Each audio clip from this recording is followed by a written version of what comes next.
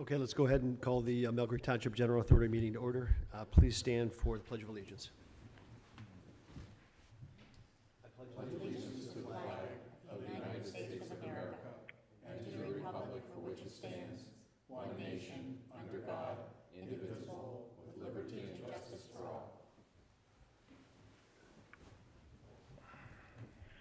Okay, next order on the agenda is any public comments. Before I ask for any public comments, just a quick note to please be civil, respectful, and comments are limited to 5 minutes. So if we have anybody that would like to make any public comments on agenda items, please come forward.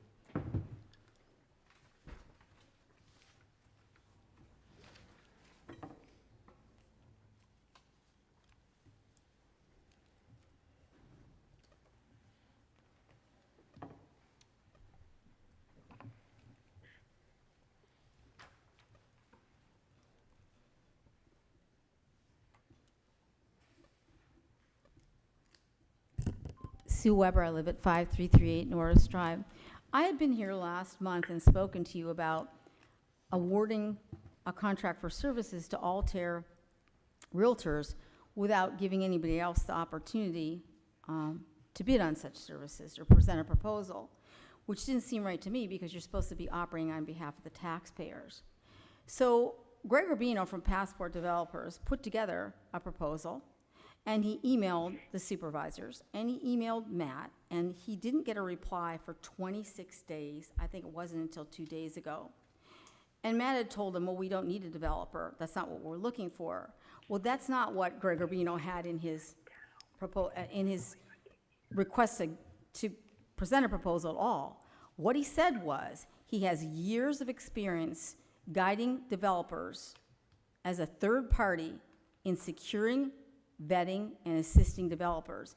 He's been doing this on large and small projects nationwide for over 30 years. He has so much more experience than Altair has in this. So clearly he's more qualified. So you're using his proposal and has. You have, again, you are working with public money. Altair's experience in scale in comparison to what he has to offer. Asking the public for bypassing the second-class township code, which says you are not allowed to purchase property above an appraised price or second-class township code by forming an authority. Then the township gave you the money, then you did it that way. Under scrutiny for not allowing things into the light of day with public money. Right now with the old Kmart Plaza there, what they're doing is getting an appraisal,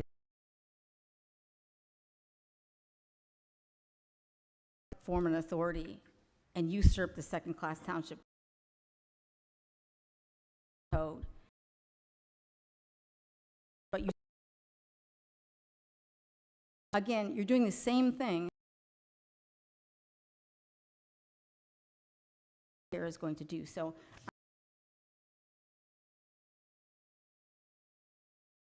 And receive any specific.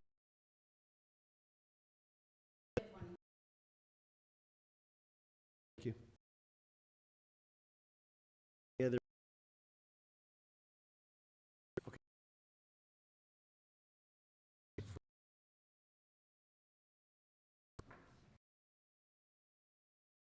A motion.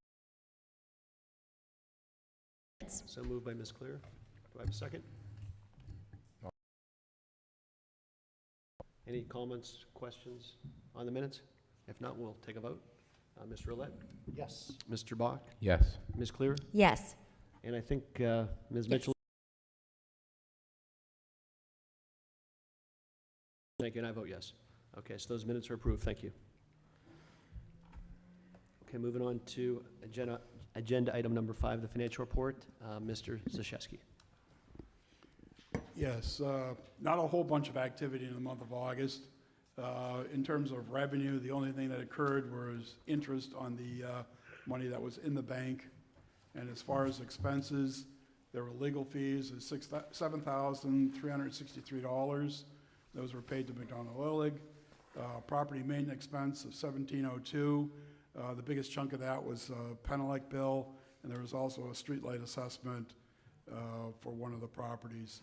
And then the other expense was the real estate taxes. These are the school taxes for the 23-24 school year. We paid those under protest within the discount period to say the 2%, but the bills, because they're already generated, whether we get that money back or not is hard to say, but at least by paying them, we made it the smallest number possible and see where that goes. There was no capital activity in the month because all the properties have been purchased. That would be the second page of the financial statement. And then the final page is the trial balance, and that shows what is currently in the cash account. There were no outstanding checks, I don't think, at the end of the month. So that reflects the bank balance.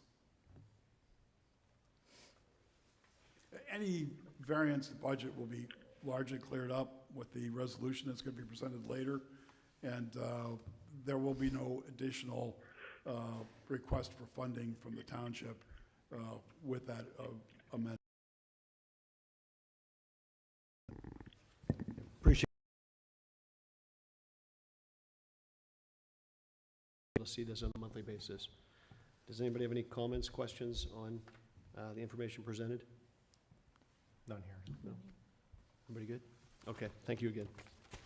Okay, moving on to approval of bills.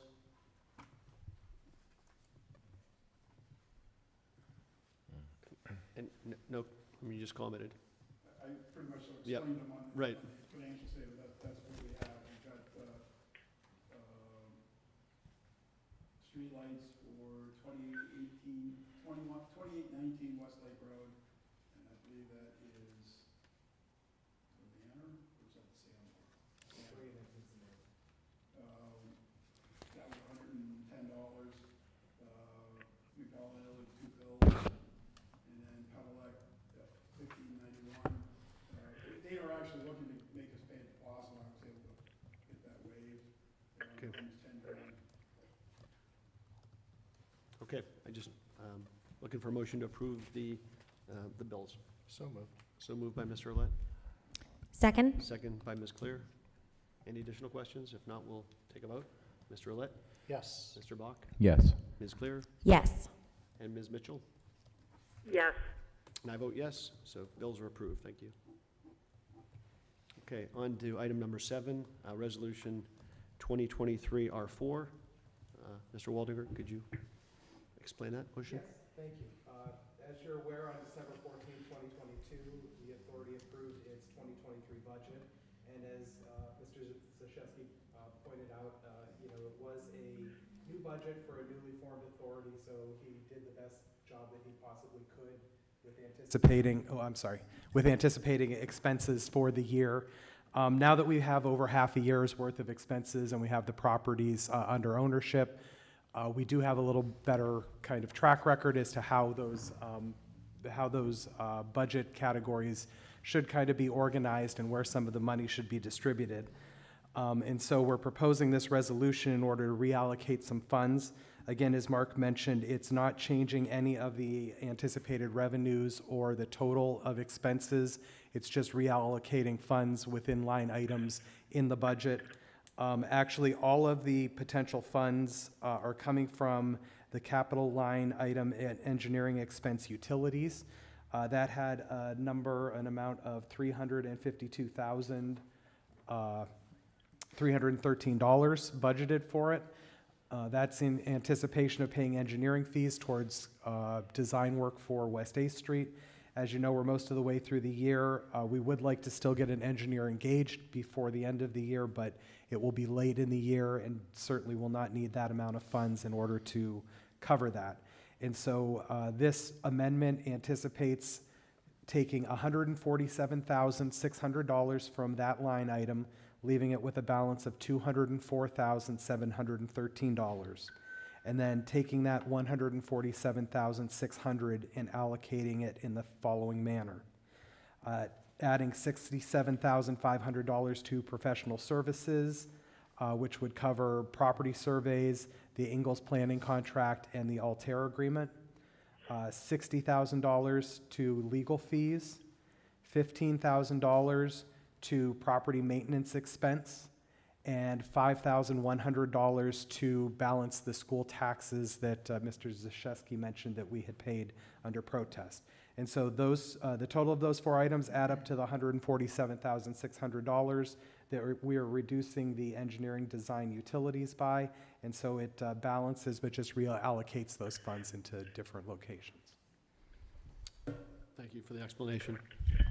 Questions or comments on this resolution? So basically, it's net neutral to the budget and net neutral to our cash.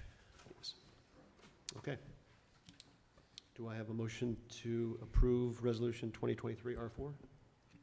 So moved by Mr. Olet, Second. second by Ms. Clear. Any further discussion? If not, we will take a vote. Mr. Olet, Yes. Mr. Bach, Yes. Ms. Clear, Yes. Ms. Mitchell, yes, and I vote yes. So Resolution 2023 R4 is approved. Okay, item number 8 is bids and quotations, the Presque Isle Gateway Planning and Real Estate Advisory Services Contract, which we tabled from the last meeting. Mr. Waldinger? Yes, thank you. Before you is an updated proposal from Altair Real Estate sent on September 1st, 2023. It has been modified to propose a monthly fee for the planning and project coordination services, and then a not-to-exceed amount for any additional work such as the public engagement, developer engagement, recommendations and strategies for additional public funding options, and financial modeling of proposed developments.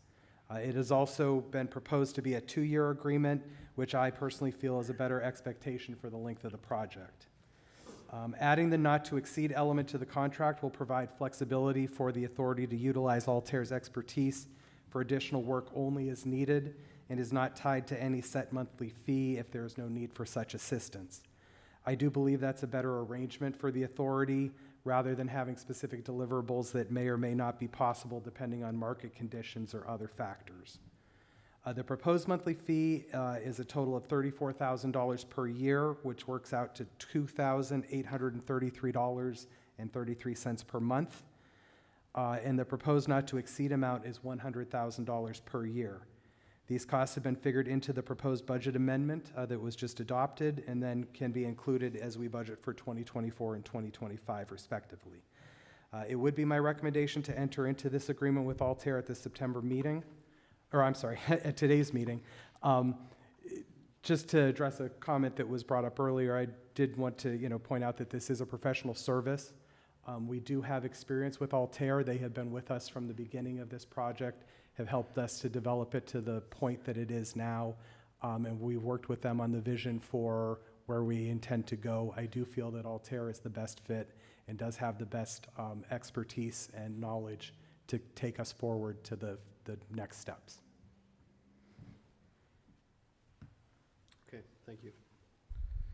Comments or questions on the Altair proposal? I just have a couple of, if nobody else has any comments. This has obviously been significantly different than what we looked at initially a few months ago. As you said, it's a professional services contract, so it doesn't require bidding. We are comfortable with them. We're comfortable with what some of the work that they've done. In terms of our long-term commitment, in terms of work item number 2, if we don't feel there's anything we need, there is no obligation whatsoever. So we're really voting on something, there needs to be a specific work order with specific parameters before we engage anything with that, correct? Correct. Okay. And initially, I think the project coordination fee was $43,000. Now it looks like they've limited it to $34,000 annually. The automatic extensions, I'm just a little bit confused about that. I know we're looking at a 2-year contract, but it says it's a 12-month engagement with 6-month automatic extensions, cancelable by written notice of the authority. If after 11 months from this contract, we deem we don't need Altair anymore, is the contract automatically renewed for 6 more months, or is there any obligation for us after? Mr. Chairman, I don't know if it's spelled out in their proposal, but certainly when we negotiate the agreement that we'll sign, make sure we have a provision that gives us maybe a 30-day notice window or whatever, that we can notify Okay. them within 30 days before the renewal kicks in. Okay. That's a fairly standard procedure when you have those types of rollovers, that there's a little window that Okay. you have to say no.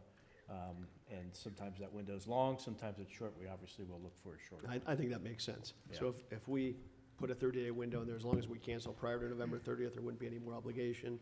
If we don't cancel prior to November 30th, then it's extended for 6 months at a time. I think that makes sense. Okay. Okay. Other questions, other comments? I just have a couple quick comments. I do appreciate Matt Waldinger's, input on this document, and I think the updated proposal is definitely better than the last one. I'm questioning the need to use Altair at this point.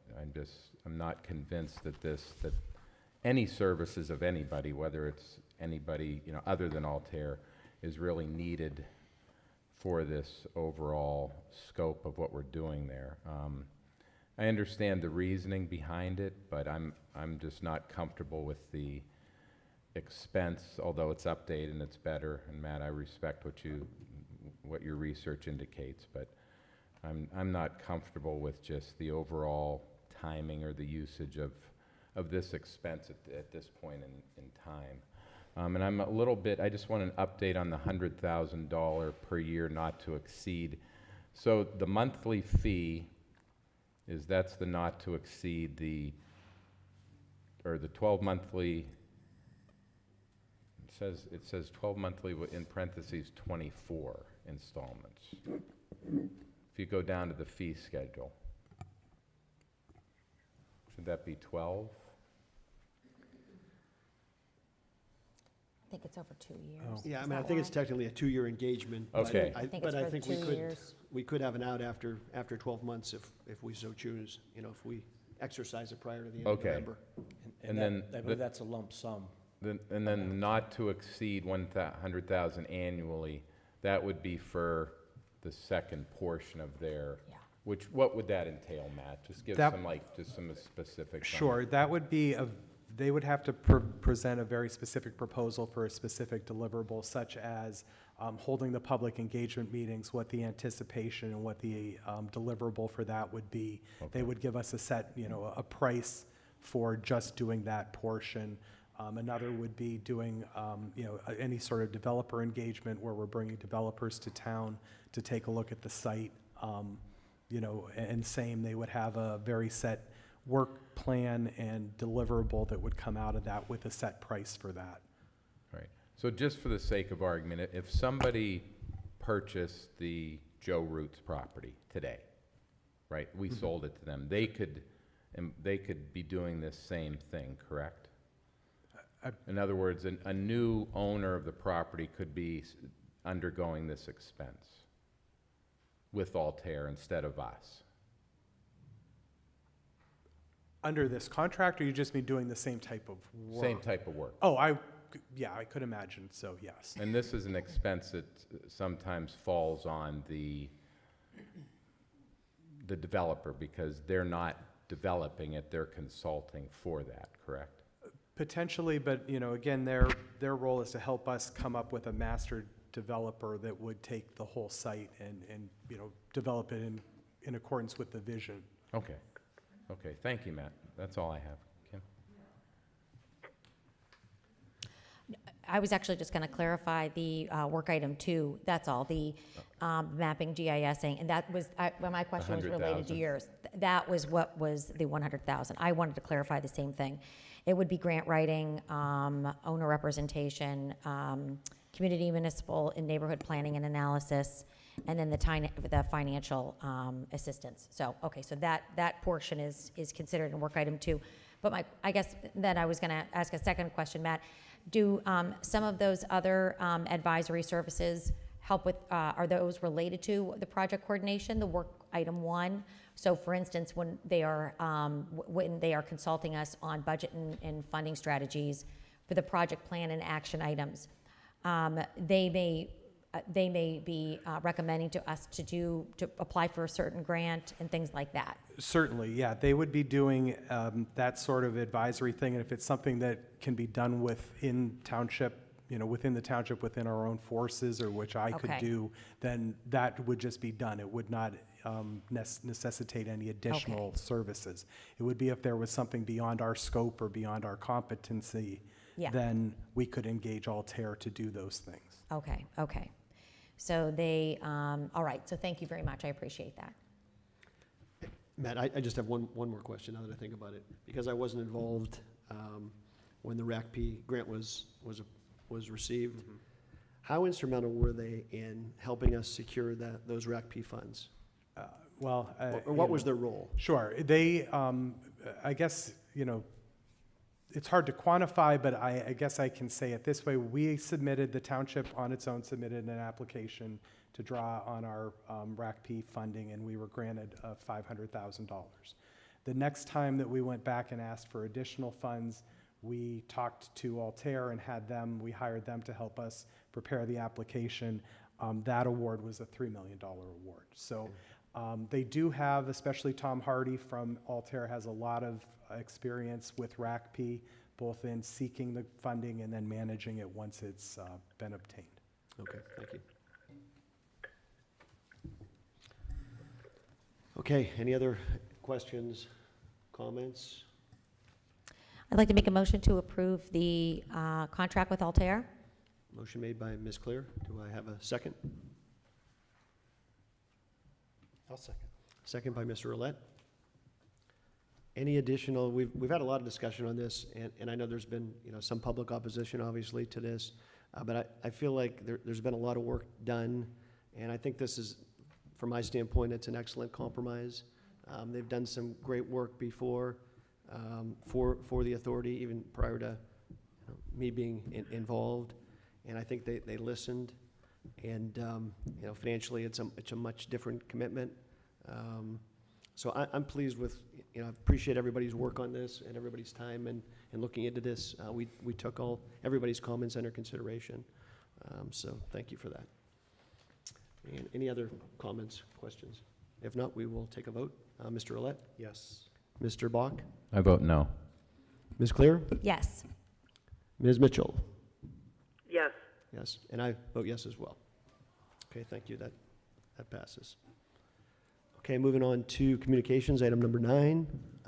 Solicitor, Mr. Shaw. Nothing on my end. Nothing on your end? Okay, thank you. And Executive Director's report, Mr. Waldinger. Thank you. Just wanted to give a couple of brief updates. Work has begun on the asbestos removal at Joe Roots. Amark Environmental has begun that work and should be finishing soon. The Manor and the Sandbar, they have also, we awarded them the contract for that. That will be happening in the future. The Manor will have to be coordinated as part of the demolition because it is the exterior siding of the building. So that'll happen closer to demolition. Speaking of demolition, we are putting the final touches now on the demolition bid package. It should be available very soon. We're working on the legal advertisement and the final wording for that. So that should be out. It will be sent to any of the companies that have contacted me, since we've begun this process and this has become known. I've had several reach out to me. I've kept a list. So they will also be contacted, and then we will also advertise for any other interested parties that could do that work.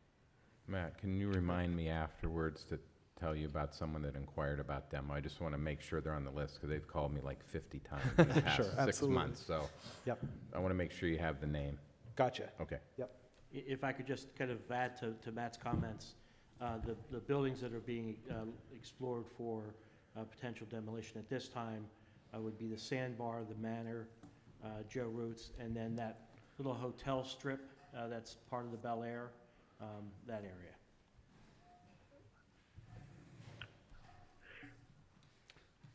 Okay, that concludes your report? Yep, that concludes. Okay, any questions for Mr. Waldinger? If not, okay, we're moving right along.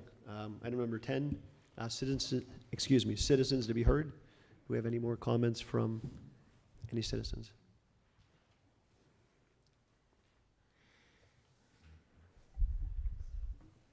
Dennis McAndrew. Way back, I only missed one meeting. So way back at the beginning, I asked, kiddingly but somewhat seriously, are you smoking stogies and having whiskey in the back room making deals? And who's getting paid more? And Shaw answered my question. No one on the board is going to get any more money. This is all the benefit of the township. That's a true statement, but we're going to spend how many thousands of dollars for a consultant? I was under the impression the township was going to be able to step up and do it on its own. It wasn't going to cost a fortune. And I said back then, it's nice to dream. Paying for it's another story. And to be careful that this was going to be a problem. I just want it on record. I think it's a problem. And I keep hearing from other people, there's no citizen. I realize you're all citizens of Millcreek Township, but I think it's a little too insider, that maybe a common citizen like myself, or maybe a former board member or someone in government maybe should sit on the board instead of 3 supervisors. Thank you. Okay, thank you. Thank you, Dennis.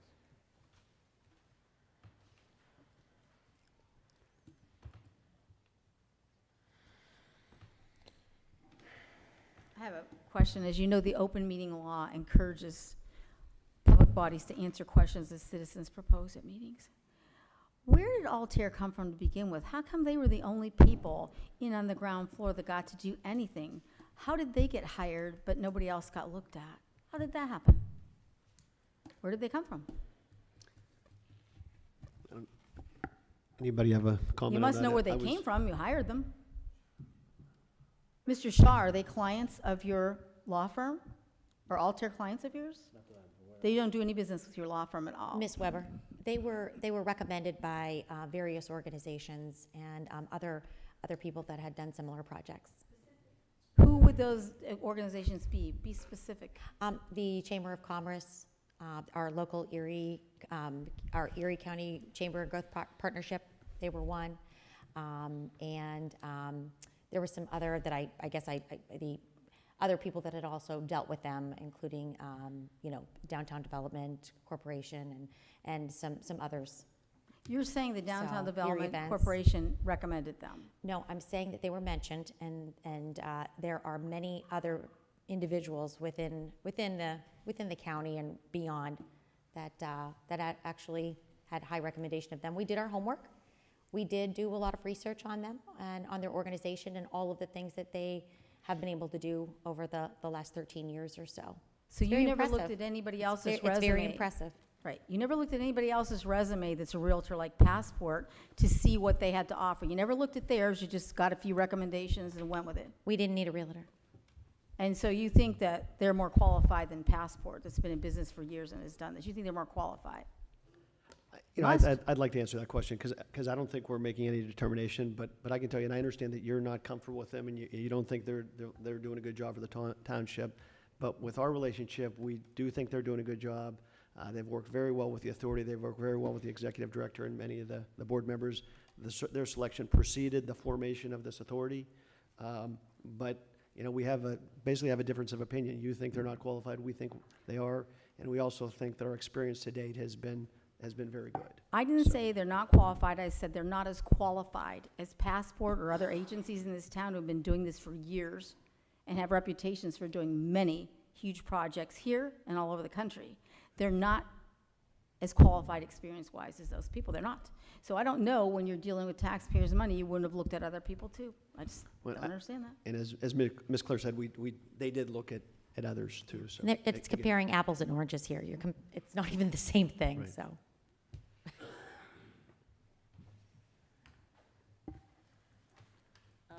Hi, my name is Nancy Shea, and I've attended several of these meetings. And I've been at the past two where you've tabled Altair, and you've tabled, every time I come, it's a different presentation with a different set of fees. And we don't know any specifics. And the only thing I know about Altair, and I think I speak for the taxpayers, is that they negotiated some really bad real estate deals for the taxpayers. I mean, we paid way over the appraised values, something that Sue Weber said Harbor Creek would never do. So I want to know what makes you think that they've done such a good job when the main thing they did so far was negotiate really bad real estate deals and get paid a huge commission for those deals. I mean, if you'd like me to answer that question, that's your opinion of, you think that they made bad real estate deals. We paid market value for those properties. And I personally was involved in the downtown development, and you pay what it takes to acquire those properties. So that's your opinion. We're not going to change that opinion. We've moved forward from that. You can continue to say there were bad deals. You continue to say we overpaid. We made those decisions as a board to acquire those properties at what was market value. In some cases, in the Bel Air's case, we have an appraisal that it actually exceeds what we paid for it. So, you know, I'm not going to respond anymore about what's happened in the past. You can think what you want. I'm not going to convince you. Mr. Zimmer. You're not going to convince me. Would your bank have financed the purchases of these at those prices? Had Millcreek Township not had the funds to pay them, would your bank have financed them? Good question. Being that they were so far above the appraised values? That's an impossible question for me to answer. It's hypothetical and completely hypothetical in nature. It depends on how much they wanted to finance. There's a lot of other things involved. There's absolutely no way I can give you a yes or no on that question. Impossible. And again, How much grant money has Altair procured for you already in this project? I You think, said that's one of their. I think I mentioned the last RACP award of $3 million was based on an application that they submitted They for did it? us. Yes. Can't anybody from the township do that? Do you ever do applications for grant money? We do and we have, and I think I mentioned that the previous application that I submitted, we were awarded $500,000. You know, I'm not saying that there's a direct correlation, but there was a level of expertise, there was a level of experience with the RACP application process that they brought to bear that I feel did make our application the second time more attractive than the initial. All this money that you've paid them so far on a monthly basis, what do you have to show for that? Is there specifics that we as taxpayers can see what exactly that money went for? Like not just broad, like consulting fees, like specifically? not really sure. You know, Matt, I don't know if you want to take a. You paid them, try that you paid question, them a but- lot of money. What are you getting for your money? A grant application? So, Well, we received, you know, a $3 million grant. We've acquired various properties, again. At over the appraised value. That's, again, that's your opinion. You know, we paid what the market value The was. appraised So- value is, Market value is what a willing buyer and a willing seller. who are decided that? willing- You guys? Are you real estate professionals? That's what market value is, but Who decided the market value? the market is decided by the market. No. When you have a buyer and a seller, that's the market. I mean, if I decide my house is worth $1 million and I can get somebody to pay it, you'd finance that for me? That's what the market market says value. it's worth. That's what the market says it's worth. I mean, there's some you know. Maybe ask, Can I call for a recess? Yeah. I'd like to make a motion for a recess. do we need We can make a motion for a recess. a second for that, or do? Yeah. Okay. Do I have a second to go into recess? What's the recess for? What reason? Yeah, Just- what's the reason for the recess? I don't need to give a reason, but it's maybe to chill out a little. I will second the. Okay. If I have the ability to Who's second that needing motion, I to will chill second out? that. Is Okay. the meeting Take getting a vote. out? Sure. Take a vote for a recess? Yes. Mr. Olet? Yes. Mr. Buck? No. Ms. Yes. Fair? Ms. Mitchell? Yes. Okay. This is I'll vote yes as well. absolutely unbelievable, the way you run things. It's absolutely just over the top.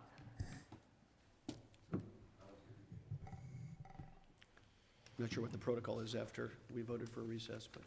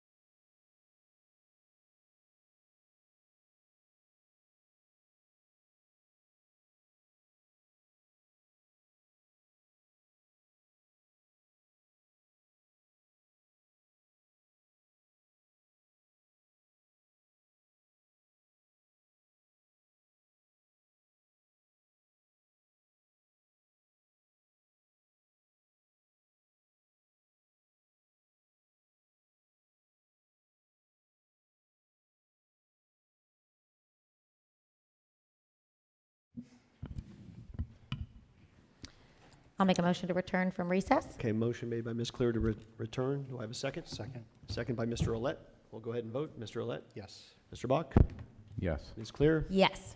Ms. Mitchell? We have her on the line? Yes. Yes? She said yes. Okay, and I say yes. Okay, back to the regular meeting. You have 2 minutes left. The reason why we took a recess is we're trying to do the best job we can, and when you're being personally attacked, and it doesn't seem like maybe you're being listened to, it's very difficult, and we're not expecting comments from the outside. If you have a comment, we welcome it. You have 5 minutes at the podium, but respectfully ask you not to scream out from the audience because it is not professional, and we're trying to do the best we can.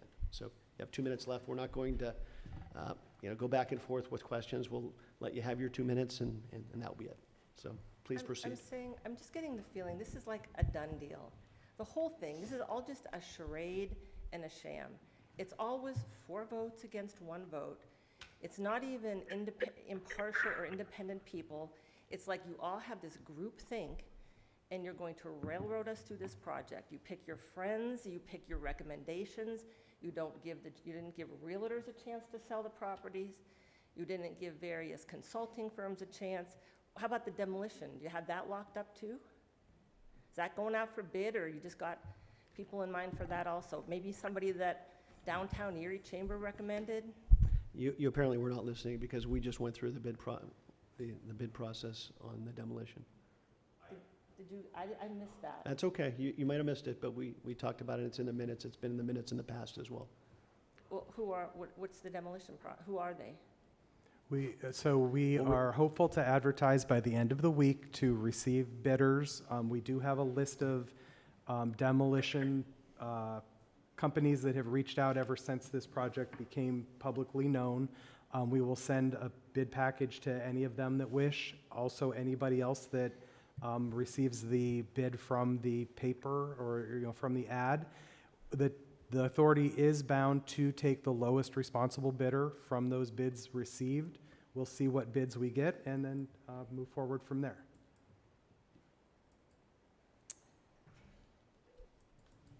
Okay.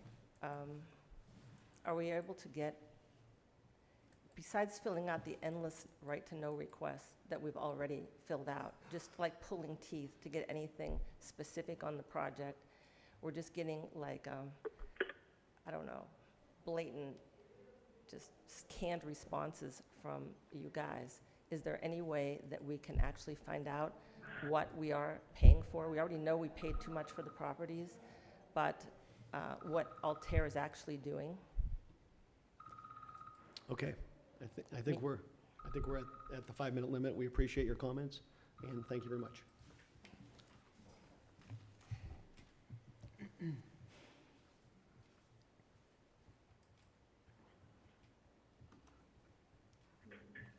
Ann Silverthorne, 4017 Sierra Drive.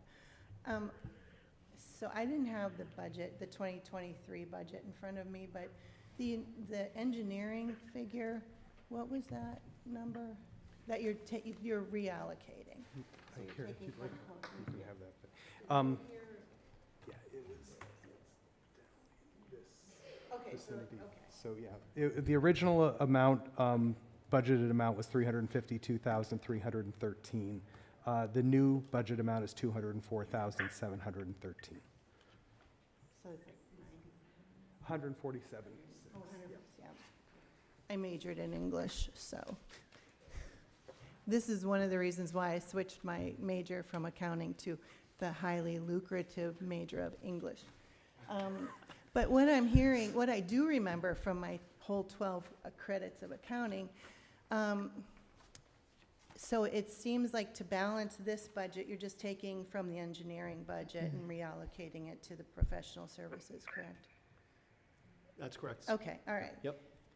Among others, there are 4 different accounts. Oh, And okay. you can have this if you'd like. I do have other copies if anybody wants. Thank you.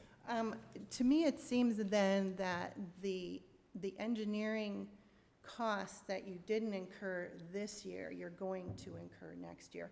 So where it seems like you really budgeted everything really nicely for 2023, you're going to be kind of out of whack for 2024, right? You're gonna have to come up with that money because the engineering services weren't done in 2023, so you need to budget for them in 2024. Is that correct? Not necessarily. I mean, you know, we don't know what's involved. But you budgeted for 350,000 in engineering costs for 2023. Correct. But you didn't incur them, so you were able to take that money and put it into 2020, or into the different accounts. But then that means, I mean, so you weren't really at that point to have them do the work, right? And as you're Correct. progressing, now you're going to be getting to the point where you need them to do the work, right? So that's my only thing, is I heard everything is great, we're all budget, you know, everything is balanced, but really what we did was we took some expenses from 2023, and we need to figure out how to pay for them in 2024. That's my understanding. Am I not getting that right? Well, May I? Yeah. I mean, I believe it's close, you're right. I think I said earlier, and I don't want to speak for Mark, you know, it was a difficult job to come up with a budget for an authority that hadn't existed before, and so some categories were probably higher than they needed to be. I think this was one of them. Other categories were, you know, didn't have as much, or sometimes didn't have any because we didn't anticipate expenses, and so that's why we're just trying to reallocate. And again, I don't want to speak for Mark, he can probably explain it a lot better than I can, but I've learned that a budget is kind of self-contained. This is our spending plan for '23, Right. and then '24 would be a brand-new one Right. with new Yeah, assumptions so from the you'll beginning. need to come up with money We'll have for to that. find revenue for '24. Yeah, that's, Correct. okay, that, I just, And succeeding years, yep. okay, thank you. I just also would like to remind you of the schoolhouse, and please keep that in your minds, and I thank you very much. Thank you very much, appreciate it.